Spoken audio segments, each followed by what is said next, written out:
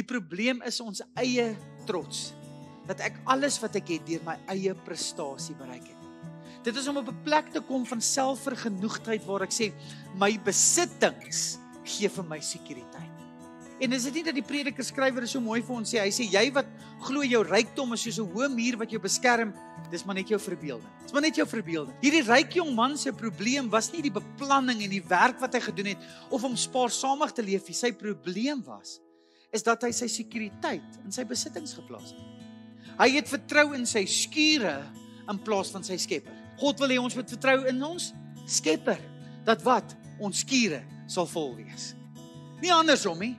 Want as ek vertrou in my skure om vir my sekuriteit te gee, sê ek op die einde van die dag, ek is 'n selfgemaakte man. Alles wat ek het, is deur my eie hande. Ons het nou gehoor, alles wat ek het is maar 'n gawe uit sy hand uit.